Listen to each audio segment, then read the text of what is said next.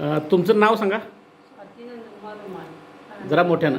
स्वाती नंदकुमार रुमाले. बरं. तुम्हाला काय त्रास होता यापूर्वी? शुगर होती भरपूर. बरं. शुगरचा त्रास काय होता?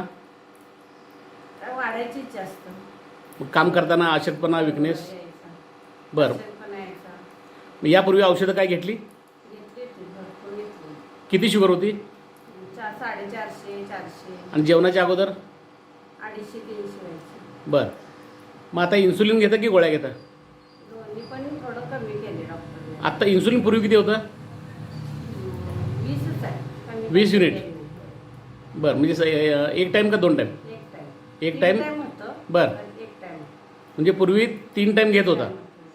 बरं. मग आता आपलं अँटॉक्स डी आणि अँटॉक्स टी तुम्ही चालू केलं. होय. तुमच्या हातात आहे तेच ना? हां.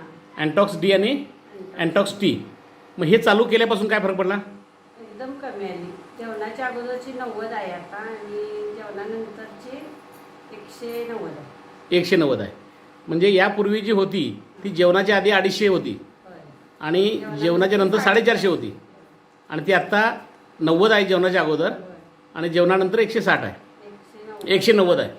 बरं. मग तुम्हाला याचा फरक चांगला जाणवतो? होय. आता काही त्रास नाही. बरं. थकवा पण येत नाही मला आता. बरं. मग आता डॉक्टरने इन्सुलिन कमी करायला सांगितलं पहिल्यापेक्षा? होय. बरं. मग आता हाही इन्सुलिनसुद्धा तुमचं कमी होऊन जाईल. होय. ठीक आहे.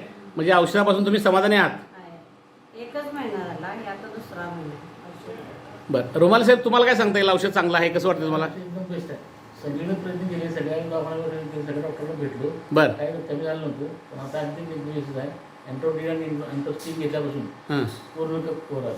ओके. 2 महिन्यात पूर्ण कवर आलं. आणि आता आम्ही कॉलेज पण सगळे सांगायला चालू केली की जेव्हा शुगर आहे हां. आणि अँटोस्टिक आणि अँटोस्टिक घ्यायचं. ओके. ओके. धन्यवाद.